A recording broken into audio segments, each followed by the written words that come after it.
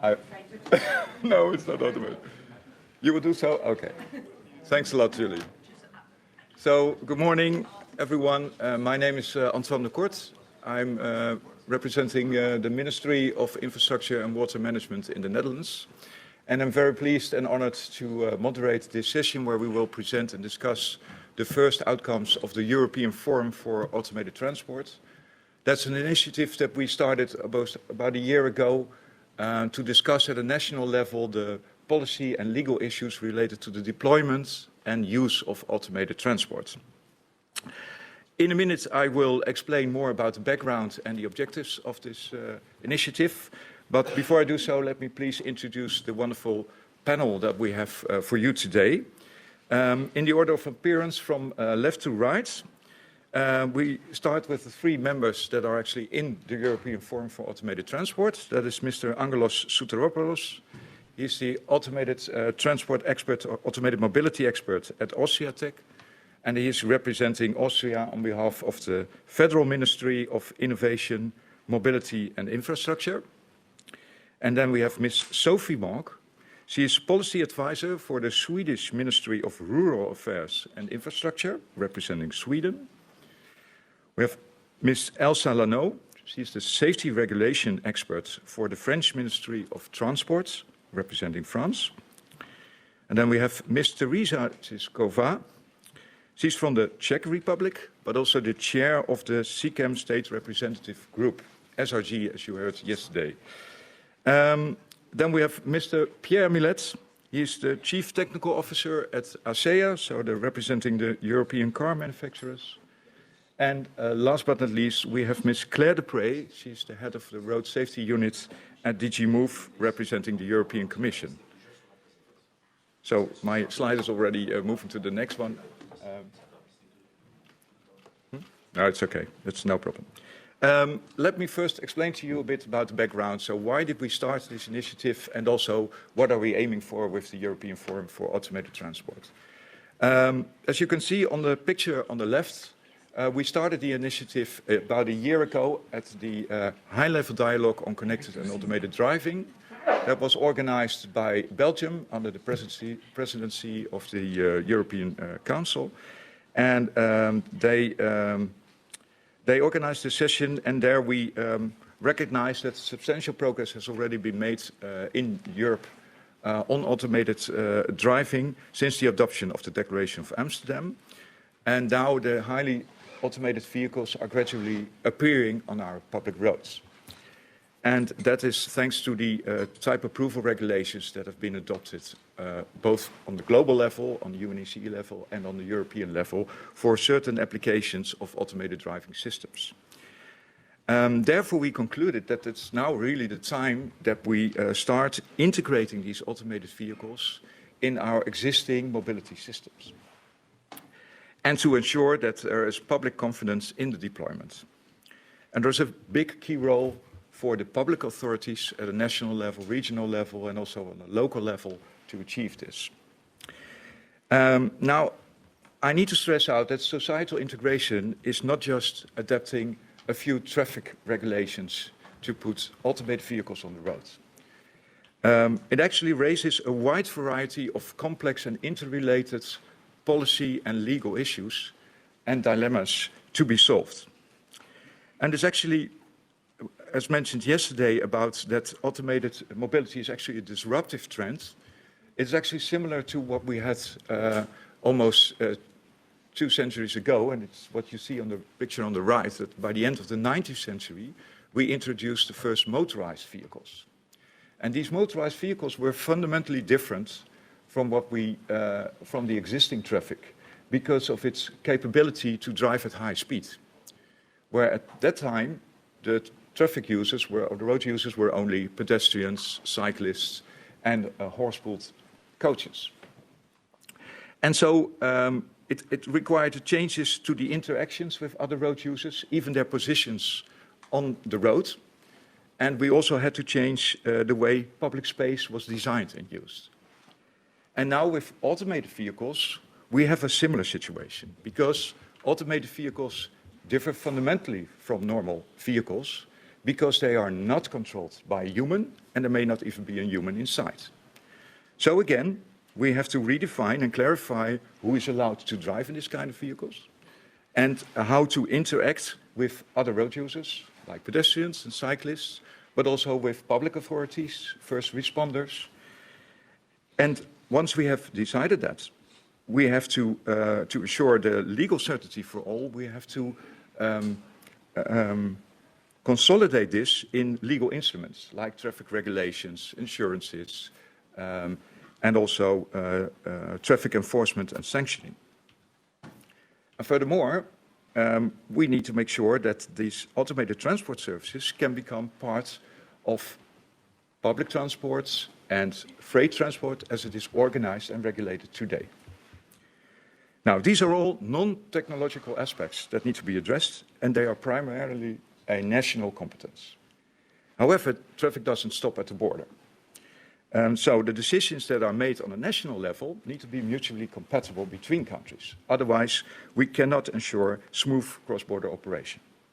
So this is why cooperation between member states and the alignment between national approaches is so important. And for this purpose, we installed the European Forum for Automated Transport. And maybe on the next slide, I can show you what this group is about. It is... No, it's not. It's not working.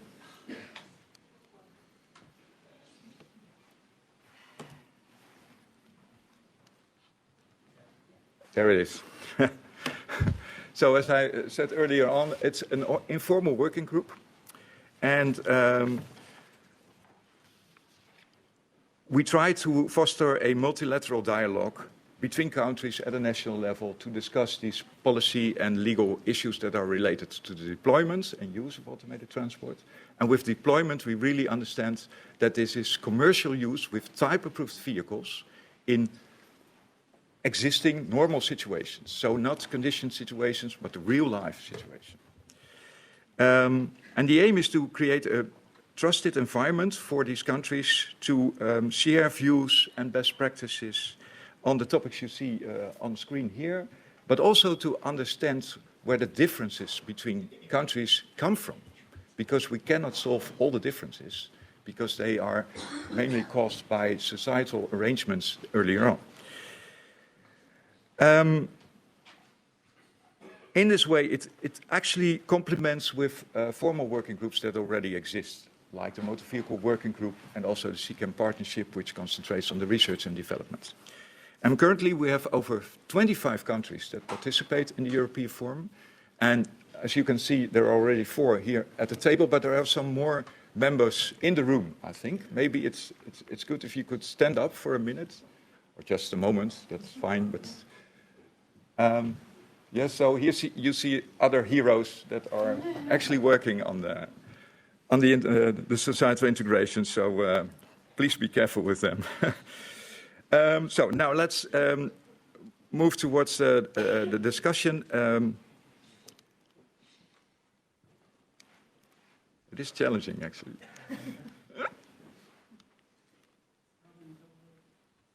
Maybe take some time, yeah. Yeah. On the screen, you see the topics that we have discussed so far. So we had 4 technical sessions where we discussed the topics that are in blue, and we will elaborate on them later on in the panel discussion.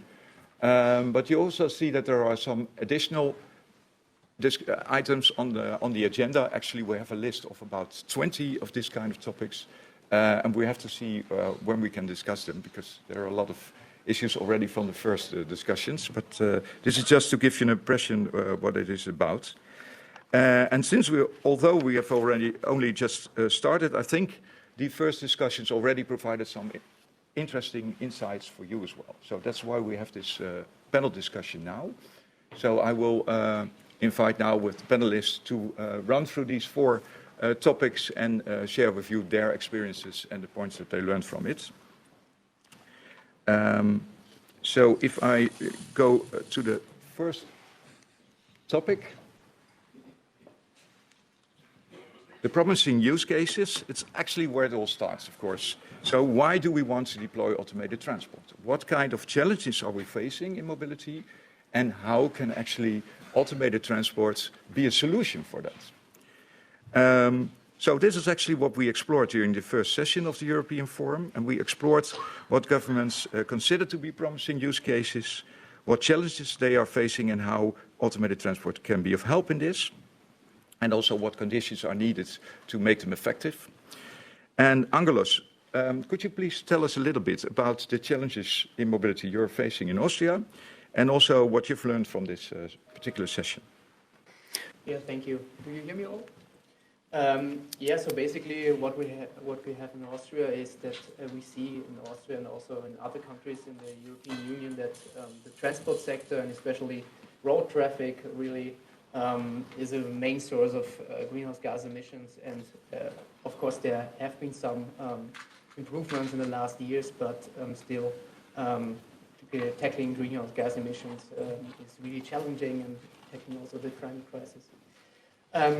In 2021, the Austrian Ministry of Innovation, Mobility and Infrastructure, how it's called now, published the so-called Mobility Master Plan 2030, where it also provides a vision for having a social, economical, viable and ecological mobility system in 2040, and also provides some ways to avoid shift and improve traffic. And here really we see that also automation plays a key role here, because it can really have a potential tackling or reducing the negative impacts on the climate in transport.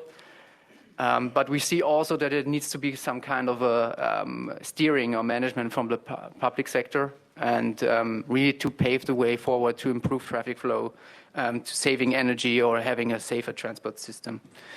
And in 2023, also a position paper in Austria was published, and really providing the guiding principles how really automation could benefit to this vision and contribute to this vision. And it is really important that we see that we have an integrated perspective on that. So not focus on one dimension alone, but really looking forward that that automation must make a contribution really to this vision of climate neutrality. That automation plays a major role in public transport, or that of course safety is a top priority, but also we have to think of inclusion. And of course one important topic for us in Austria is also that automation is a really good opportunity for the business location and research excellence. And with that in mind, with having this systemic perspective and integrated perspective in mind, we have of course also prioritized use cases, so automated public transport, advanced driver assistance systems, automated good mobility, and automated work machines. And now how does this, so I just presented a little bit the national perspective and the challenges and what we do on the Austrian side, but how this plays together with the European Forum for Automated Transport. So basically, first of all, I want to say that the European Forum of Automated Transport really fills a gap that exists in order really to support a discourse between representative of authorities at the European level, and really on an informal basis having a transparent and open discussions, which really enables us also as a member state in Austria to learn from each other and really achieve the goal, the implementation of CCAM more quickly. Coming back to the first discussion in the forum, it was really about the promising use cases, and we discussed this a little bit, and it really helps us to see what are the promising use cases in the different use cases in different member states. So namely, for example, the public transport or complementing public transport in the urban areas, but also, for example, automated goods transport at the highways. And this is something, of course, we can also bring in our national developments that we're having really on the prioritized use cases, but also, of course, and I think we have heard a lot of that later on the development of the legal framework that we are actually doing in Austria. And this is really especially relevant, not only the legal framework, but we're having a discussion on the prioritized use cases for, and we had it yesterday, for the cross-border deployment. So also the exchange between member states in this regard is needed. What we see also, or what we saw also in the first session, was that as Austria, also the other countries saw that automated transport could be really beneficial with regards to various societal problems. So, for example, road safety, accessibility, and sustainability. Although there was some differentiation between what is it really from automated transport in the shorter term and what is really in the longer term. And when I come back a little bit also to Austria and what we are focusing there now, because I think we are on the way now from demonstration testing to really deployment. And what we see, what is also important, is really to have a cooperation also with the industry, with also other actors, bringing also research industry and the public sector together. So this is why we established a strategic alliance on automated mobility, so-called SAM Austria, and really to have a deployment program, but also to discuss on priority use cases all together, and also to have discussion nationally on alignment of the legal framework, which I think is really important to put all together. And with the European form of automated transport, this is one initiative which we really think that this is also needed to collaborate with, also of course other initiatives, but really to collaborate with. And we envision, or we think that a bi-directional dialogue here is really would be beneficial, from having of course the discussion in the forum itself, but also bringing the discussions to the national actors in Austria, and vice versa. So this is my state for the European form of automated transport. Thank you. Thank you very much, Angelos. And as you said, the legal issues, so the legal framework, that's really the core business of our group. So that actually was also the topic of the second and third session that we had in the European Forum for Automated Transport. We discussed a wide variety of regulatory issues. Actually, we ended up with more questions than we could imagine beforehand, not only on traffic regulations and liability and insurances, but also on traffic enforcement and sanctioning, and how to integrate this into automated transport, into public transport, and also taxi services and freight transport as it is regulated today. Sophie, I know you are involved in developing regulations for road users, especially for the human in the vehicle.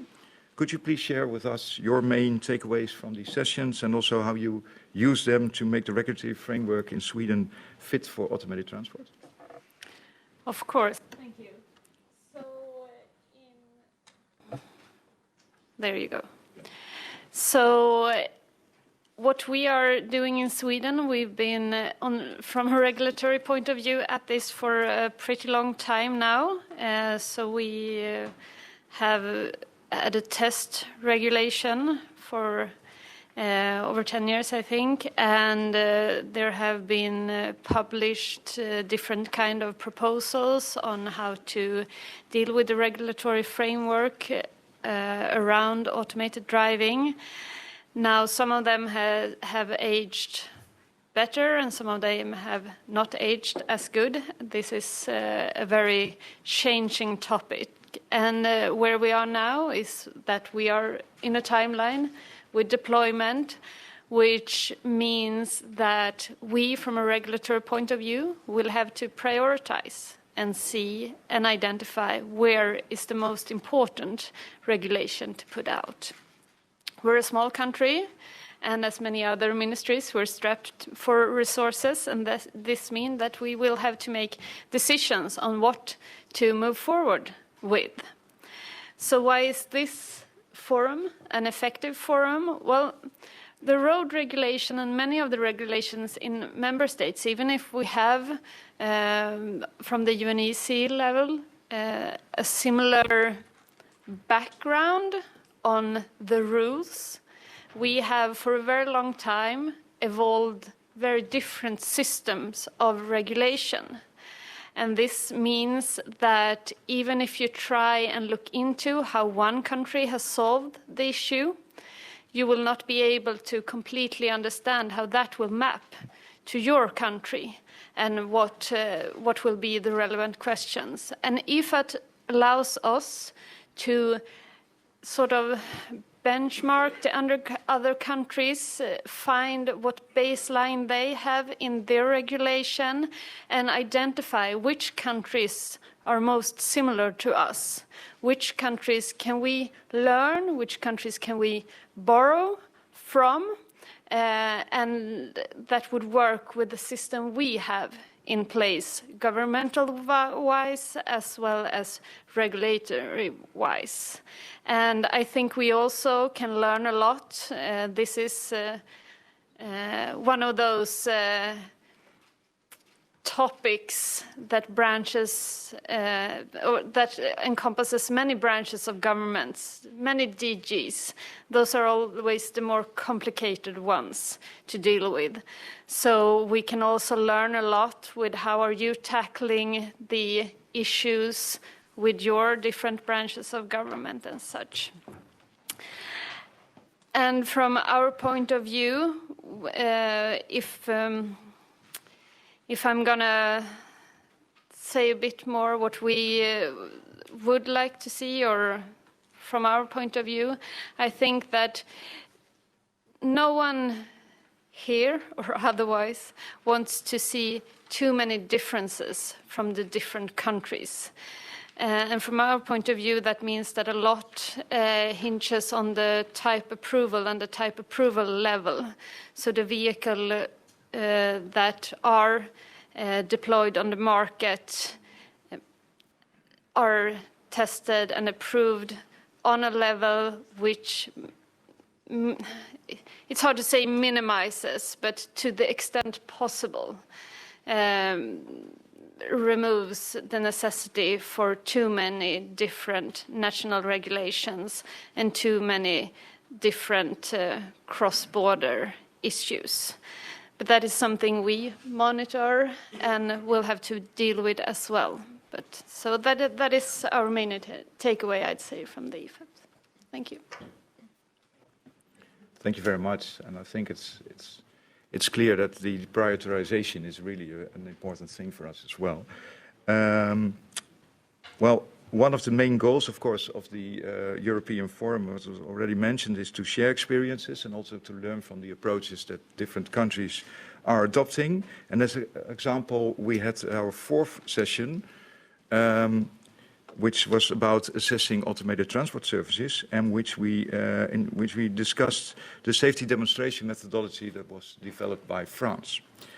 And it is used to assess the safe operation of driverless automated passenger transport services. So there's a whole bunch of words there, to see how it works in a whole activity. So not only the vehicle itself, but in its entire operation. And we jointly explored to what extent this could be an intermediate step also for other countries between the type approval and the actual deployment. Elsa, you actually was one of the presenters of the methodology in France. How was it for you to discuss your approach with the other countries? And what did you learn from it? And what are your next steps in France on this field? Thank you for the question, and thanks for having friends around this panel discussion. So maybe a first point to this introduction is that France has a regulatory framework since 2021. So we take the regulation as a first step before the EU vehicle type approval, and we try to modify both the traffic code. That means the introduction of automated vehicles on the roads in France, but also the transport code, meaning how we can integrate those vehicles in the public transport in in actual services. So you asked me the question how the EFAD Forum can help member states to communicate. So I would say that there is a need to discuss the articulation between the EU vehicle type approval, which falls under the EU framework, the EU regulation, and the actual deployment of those vehicles integrated in a transport service that remains the competency of member states. So while member states are thinking about regulation, some questions arise that was also the purpose of this forum. For example, on the subsidiary between two different but complementary frameworks. I mentioned the vehicle type approval at the EU level, but there is also the member states' responsibility to derive a national regulation on that between two different kinds of system. On one hand, the vehicle side, and on the other hand, the system, and then the final service. And between various stakeholders, which may be very different depending on member states. We can just consider the manufacturer, the service provider, the road operator, the local authority, the regulator, and any kind of other stakeholder, for example, an independent assessor created for automated vehicles. So I think that this kind of discussions among member states is very valuable to achieve harmonization around Europe and from a regulatory perspective. That doesn't mean that we want to achieve one single regulation among Europe, but that we want that the different regulations in Europe are well articulated and harmonized in a way that can just foster large-scale deployment. We have discussed around this forum, and we can just see that in Europe we have some different, we have a various level of regulation. We have some countries that already have their regulation. That is the case for France and Germany. Some other countries are thinking about how to develop the regulation, and some others are just thinking about how to establish a testing regime, for example. So those discussions enable us to identify challenging topics to address in the regulation. For example, the articulation between the roles, as it was also mentioned by my colleague from Sweden. There is also how to integrate this type approved vehicle in a transport service, how to complement the safety demonstration between the type approval and the national validation in a way that is not a double check in the safety. And there is also a more technical topic that we are discussing. For example, remote operation. We had a meeting yesterday on remote operation, and that we see that from a national perspective, there will be no deployment without a remote operation for a transport service. So harmonization of national regulation on safety demonstration and safety validation is an enabler of large-scale deployment, in the sense that having a set of harmonized regulation for operational deployment will facilitate market uptake throughout Europe. And from a European perspective, regulation is often pointed out as a barrier to technological development, but through this kind of initiatives and efforts, we make a challenge, a strength for large-scale deployment in Europe. And finally, to conclude these remarks, exchanging on similarities and differences across Europe will also play a positive role in understanding how safety is assessed in other countries in Europe, and that will also lead to other kind of harmonization. It's not only about regulation, but it's only harmonization in best practices, guidance, and so on, in a more generic way that will also benefit the industry. Thank you. Thank you very much, Elsa. That's really clear. There's still a lot of work to do for all of us. That is clear. So now let's make the step towards the near future and see what is coming next, and also hear about the expectations that the other stakeholders have with the European Forum for Automated Transport. And maybe also in connection with other existing groups, because that was already pointed out that it is an additional group. So there is a discussion, do we need it? And actually, how do we interact with other initiatives? And for this, I would like to give the floor to the chair of the CCAM State Representatives Group. Teresa, could you please elaborate a little bit on the objectives and the recent efforts by the State Representatives Group, and give us your view on how the SRG and the European Forum for Automated Transport may jointly amplify their impact on the development in Europe? Sure. Thank you, Antoine, and good morning to everyone, also from my side. I will get back to the very beginnings of EFAT and, in fact, to the discussion also we led at the SRG meetings, because sooner or later all the discussions somehow focused or were headed towards regulation. Either whether it was discussion about testing regulation or, of course, implementation of technologies in the sense of type approval, traffic rules, and so. So therefore, I personally welcome this initiative. I think it's very effective, and also what we have learned today about the works and about the topics. It seems to be the right place where to discuss regulation in detail, because I would like to introduce you a bit the work of SRG, because it's not a platform that would be primarily focused on regulation. As I mentioned during our discussions, we are coming a lot across regulation, regulatory needs. In fact, it's been also articulated by our partners from the CCAM Association, but as a member states and associated countries, because that is the composition of the States Representative Group, we are not always the ones who are able to move regulation forward, because primarily the SRG is focused on research and innovation. It was established as a platform where the member states, associated countries, CCAM partnership, and means CCAM Association and the European Commission are gathering together in order to move the research and innovation forward, maximize the impacts of the results of the partnership, serving as also a kind of exchange platform for sharing the national and European priorities in the research innovation, sharing the outcomes of the projects and initiatives, and also synchronizing the activities both at the European and national level. So that is the primary purpose of the SRG, the States Representative Group. And as I said, primary focus is not the regulation. So I think it's very, it's ideal that we have a complementary working group or platform of how we can call EFAT, in fact, that is focusing solely on regulation. To maybe stress out, SRG is the only institutionalized platform for CCAM or on CCAM, because we know there is a series of high-level dialogues on CAD, but it's not a regular thing.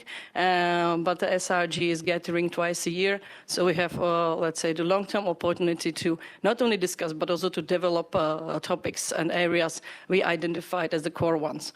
So at the very beginning, the main focus of SRG was only research and innovation, but during also our discussions, we found out that we need to focus more also on other aspects like social acceptance and user awareness, or digital infrastructure and infrastructure as such. So we're a little bit spreading our scope. Of course, it means that we need all active members on board. I'm happy to say that most of the members are very active. Some of the people are still sitting in this room, so I would like to thank them all. And also, it's important that we have a very close cooperation with CCAM Partnership, CCAM Association representing industry, academia, public sector, as well as European Commission. So it's not only DG RTD, but it's also the DG Move and DG Grow that is participating our meetings quite regularly on topics that are relevant to specific DG. Maybe sharing with you what are the most, let's say, important topics nowadays. We had a very good workshop on social acceptance last month, organized by Polish presidency, because as a member states we see the urge to really spread the technology and the information about its benefits to the public. And we know it's not easy. We know there are differences between groups, stakeholders. We need to focus on this specific topic maybe even more closely in the next months and years, because we know that technology can be prepared, but if the society is not prepared, it cannot succeed. Of course, there is quite a lot of discussions about the automotive action plan because the competitiveness of European industry lies in the heart of maybe most of us, or maybe all of us. So therefore, we know that there are some challenges still ahead. There are goals set by this action plan by European Commission, and there are a lot of work which also lies on the shoulders of the member states or at the national level. Of course, specifically in enabling testing to happen, enabling large-scale demonstration to happen, which is closely connected to regulation. But, for example, also supporting the key enabling technologies development like AI or software-defined vehicle. It's also part of the competencies that are within the member states. And as well, not to forget to mention IPC EI initiative that is now emerging on CCAM, which is led by some of the member states. Again, a very important activity which needs a kind of collaboration and cooperation with SRG.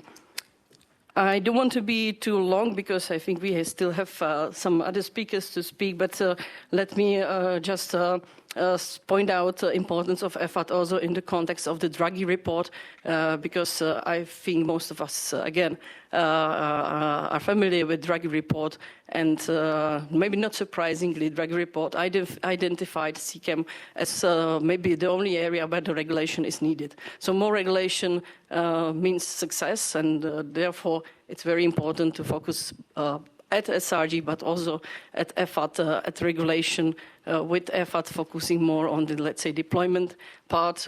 We at the SRG are focusing more on the testing part. And that was pointed out also by Christian Berg yesterday. We need to work further on synchronizing and maybe harmonizing testing regimes for cross-border testing. So it's very important to exchange. I'm very happy that we are quite, I think, successfully coordinating ourselves.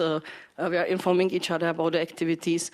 And again, I wish also EFAT a lot of success because it's very needed. So for now, thank you very much. I think we can together succeed, and I think we will succeed. I'm sure about that. Thanks. Thank you so much, Teresa. Indeed, we see already that there is a quite natural interaction between SRG and the European Forum as well, and also with other groups. But of course, we are in these groups. We are primarily talking from a public authorities perspective. That's clear. But the development itself, of course, is basically market-driven. So I'm also very happy to have ASEA in our panel, because in the end, it's also about what the industry is producing and what they are expecting. So, Pierre, what is your organization's view on the European Forum for Automated Transport, and what do you expect from it? And maybe, most urgently, what would be on the top of your wish list to discuss with the group? Antoine, I think you make it easy for me to start because you mentioned market-driven. And you know, this is, it might seem like a bit of a truism, like something that's a bit obvious, but I think as you develop new technologies like this, you see steps overall. It's not like everybody agrees to follow these steps, but as technology develops, you feel those steps, and especially for automated driving, which in terms of complexity, of effort, of cost, has been for the auto industry a bit its own equivalent of going to the moon, right? And it's a very ambitious sort of endeavor. And if you speak now, if I go and talk to our member companies, to those people developing engineering automated driving, generally speaking, what I hear is that indeed, something that was also mentioned, I think in one of the opening sessions yesterday, technology is not the problem. Technology is not the limiting factor. Of course, to develop for some applications and so on, we might still have a bit of a last mile of development to go, but the level of confidence is high. It's only that to go to this last mile, of course, it's quite expensive. And now we're moving from this world of futuristic R&D, those sort of research budgets that companies dedicate to things that are a bit pie in the sky or experimental, but we're moving from this to the world, indeed, of production engineering. And if you move to the world of production engineering, well, what happens is that then you have to have a business case. And, you know, after all, this is what these companies are in business for. And if you have a business case, it means that your automation has to be able to make money for you. Because if you're in charge of this wonderful automated vehicle development program, you're chief engineer or whatnot, and You go to your CEO and you say, I have this fantastic car, or this fantastic shuttle or truck and whatnot that I would like to put on the road. And your CEO is going to ask you very, very well, but how sure are you that you can put this on the road? Like, I'm quite confident, not completely certain, but quite confident. Your CEO is going to tell you, thank you very much. Now please go back to your desk and don't come to see me again. So there needs to be a degree of certainty. And now where we are today in Europe, we're actually quite grateful. We've had a lot of very good, very strong support from the European Commission in enabling us to get type approval for automated vehicles. And this is also an ongoing thing as we move towards large-scale type approval, away from a small series. But certainly for vehicle manufacturers, and I think all of those looking at services tied to automation, now the next frontier is indeed in the member states, because in Europe, there is a lot that depends on member states for automation. You're talking, yes, about the rules of the road. You're talking about the approval of operating domains. You're talking about the licensing of services and a number of things. I'm sure I'm missing a million here, but it might be even how to deal with remote operation and so on. And this is what we need, and this is where we need also this degree of confidence, this degree of certainty to help us put these technologies on the road. And that's why I'm very pleased to be here today and to engage with the European Forum, because as far as the industry is concerned, we do see this as the next frontier, but also as something that is quite needed, because now we have member states, a chance for them to come together, to share knowledge, but also to share best practices and harmonize as much as possible. Because if you talk about automation, if you talk about building a business case and as much as possible reaping the benefits of automation, that goes to some extent with scale as well. And if we start to have 27 member states where there's a whole patchwork of different regulation and requirements, and that as a manufacturer you have to develop close to 27 different systems to satisfy those requirements, then it becomes, again, very difficult. It becomes more costly, it becomes more difficult to justify and more difficult to make it happen. So I'm very much looking forward, and now I see and I can hear the results so far of the European Forum. I think we've already gone quite a long way. The member states have gone quite far.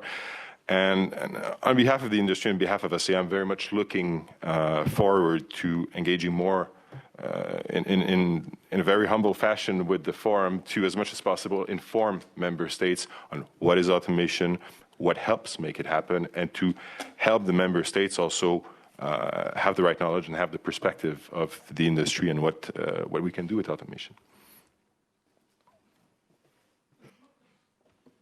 Thank you very much, Pierre. I think that will be very helpful indeed.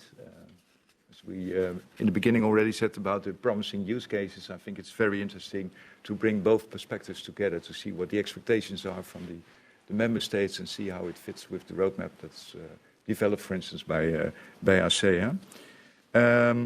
So let's move on to the final element, actually, that is that the topics that we discuss in the European Forum also relate to a wide variety of policy domains within the European Commission, in particularly those of DG Move when it comes to road safety and transport policy. So, Claire, could you please explain how DG Move is involved in the deployment and use of automated transport and your expectations with the European Forum for Automated Transports, and how to further strengthen the cooperation on this topic? Good morning, everyone. So how is DG Move related to the topic or involved in the topic? I would say that, Move stands for transport. So all related aspects of our model policies, whether it's aviation, rail, road, or maritime transport, is very much linked to services at the end of the day, right? So transport is a mean, but to carry out things or to move people. And so that's our core business, I would say. It's to facilitate the provision of such services. It's sometimes to orchestrate or regulate, not alone, but with a lot of national authorities.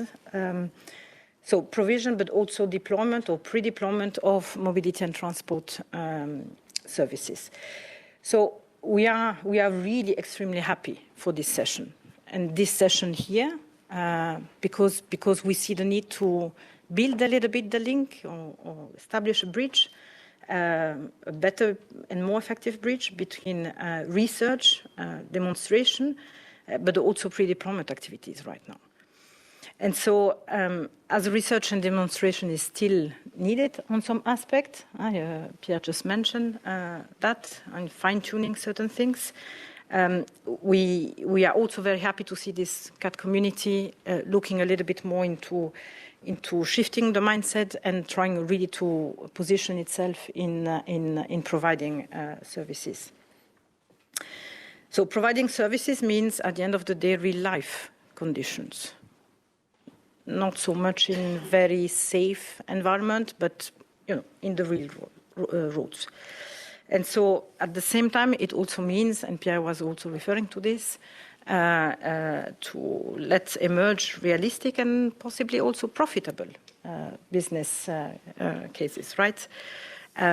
So of course, I think that if you look at our most recent initiative, we're really trying to provide support also to the automotive industry, right? Because it is an essential element of our European prosperity, but it's also a sector that is also very much affected by these profound changes.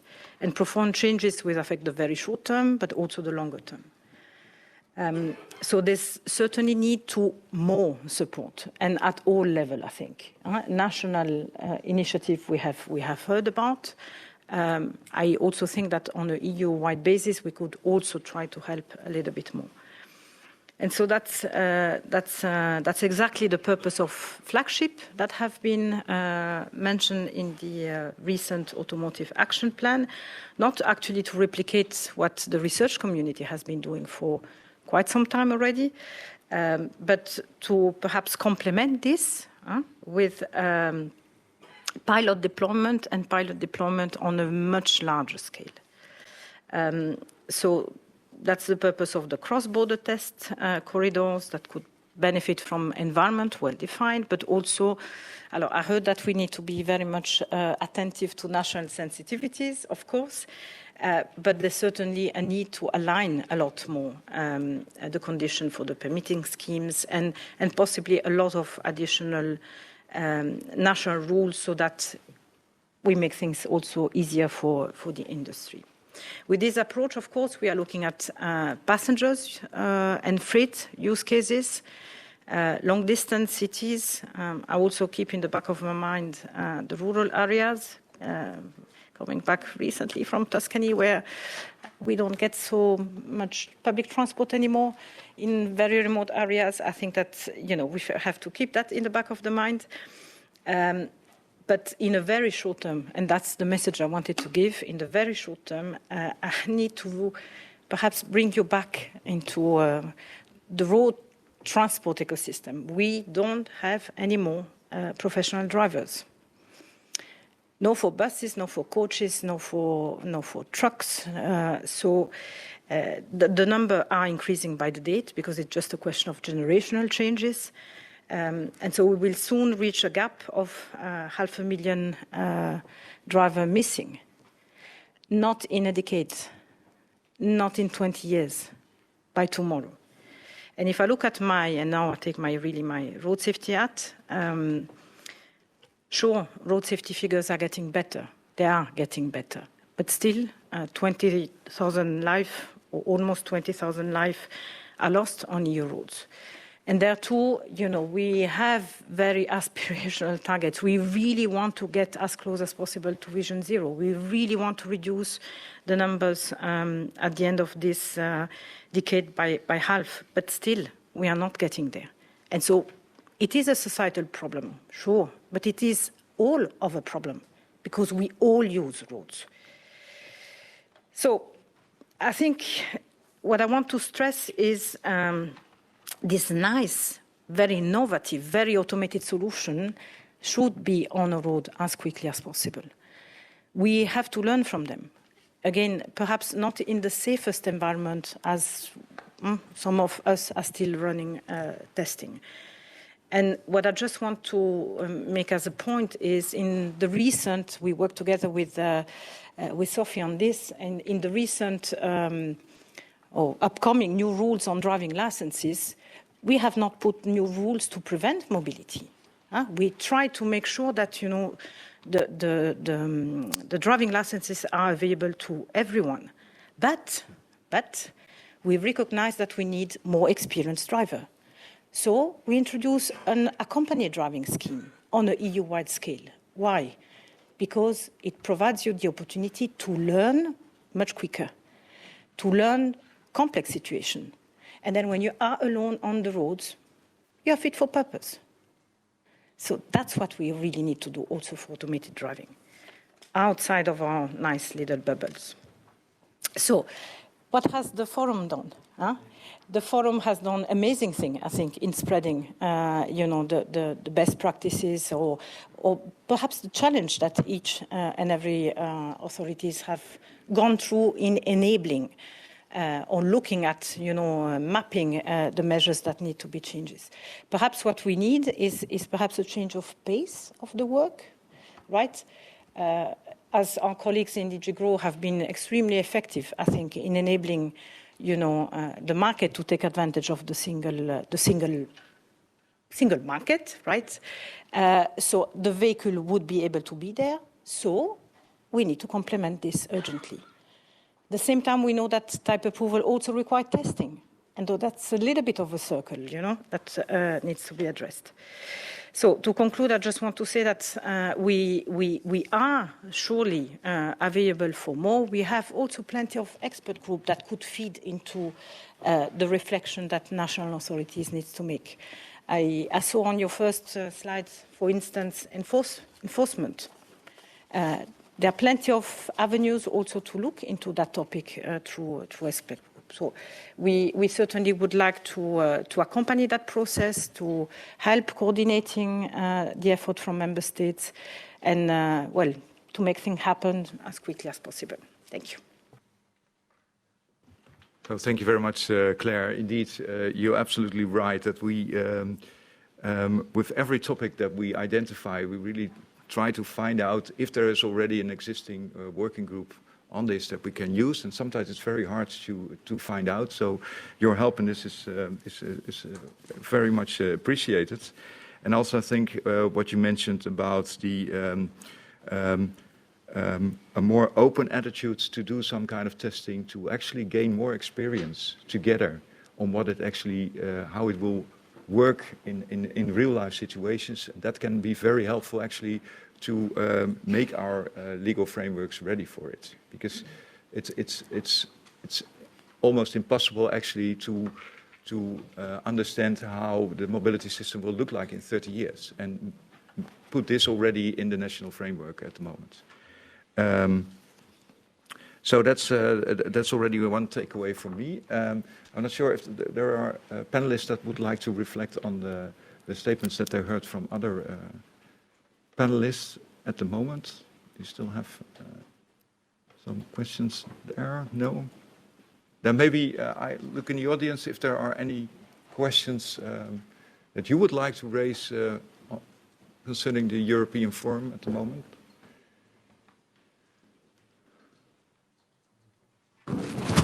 Is there someone? Oh, over there. Ah, Angelos.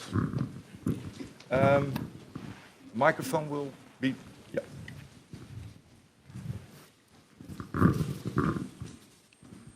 Hello, thank you very much, and thank you for the presentations and the panel. Using my hat as a representative of the Greek Ministry of Infrastructure and Transport, I would like to welcome this opportunity. And Greece has not yet connected directly, although we are in discussions together for some time now. We would like to support that. I mean, there are many things to discuss and to exchange. For example, I don't know how many of you know that Greece already from 2015 has presented a law in the parliament allowing open road, open traffic tests of level 4 of public transport. So we are doing many things there also, and I think we can also, a lot of things to discuss and exchange. One thing I would like to ask, I think was mentioned also, is this complexity and difficulty that is being created by so many different forums and partnerships and working groups and committees and everything. And as a member state, it's really very difficult to follow all of them. So Teresa already mentioned about SRG, where we are actively participate also as Greece. We're also in the ITS committee, in the ITS advisory group, in many different fora and other working groups. So my question is how we can really simplify this environment and how we can connect all these activities and how we can make sure that we don't repeat things again and again in different fora and different forums without saying that there's no synergies between them or there's no real need for all of them. But there is really an issue of resources, there is really an issue of how you can follow all of them at the same time, and I would like to know your opinion and also of the panel, how we can really connect all these activities. Thank you very much. Maybe to respond to your first comment, actually, we very much welcome Greece to be in the European Forum as well. I didn't mention it, but we have actually not only EU member states, but also some other European countries involved. So Norway, United Kingdom, and also Switzerland are involved at the moment. But we actually are missing some important countries like Greece, but also Croatia and Slovenia are the ones that we really want to find out. And for us, it's also sometimes difficult to find out who to contact about this. So that's your second question. Indeed, it can actually be a full-time job to find out who you need to contact to hear the full picture. So I don't have a clear answer on how we can actually simplify this. But what could help, I think, is that we have a more specific European-wide plan or strategy of what are we really trying to establish, and then address how all these different groups are working on this. So that makes it already clear to everyone what is going on in the different groups and initiatives. I think that would be very much of help already. But maybe some other panelists would like to comment on this as well. Teresa? Sorry, briefly commenting what Angelos said about various initiative platforms, groups. I think it was a part of the last SRG discussion that we need to create a map already. But I see this as a very positive thing. It would be much worse if there were no groups, no platforms, no initiatives. So just briefly commenting this, but... Yeah, Claire, please. What I see is two challenges, actually, because you refer to resources. At the same time, I think it's important that all member states are participating, right? Because here, of course, we have probably those who are more interested, and then you have a lot of followers. But they will go through the same process themselves, right? Because the conclusion you took was that a lot of work has to happen at national level. So here it's not, the EU that will at some point come with a law. And therefore, what I'm trying also to say is you have plenty of expert group where all member states are represented. So let them perhaps provide also a mechanism where, things can be processed and then there is an interaction with the European Forum for Automated Transport. I think it would make sense. Yeah, thank you very much. So I think with that, I can conclude that the European Forum has already demonstrated its value to all, and that there is still a lot of connections to make and see how we can interact with the existing working groups as well. I think I will give many thanks to the panelists for the excellent contributions and the great discussion, inspiring discussion that we had. I'd also would like to thank Shannon von Schaak-Maton. She's in the audience, she's not in the floor, but she did a lot of work on this session as well. So thank you for that. And I would like to thank you all for your attention and being in this session. Let's continue the dialogue. And hopefully in the next EUCAD conference, we have a lot of more discussions on deployment and use. And that's it for now. Enjoy your lunch. Thank you.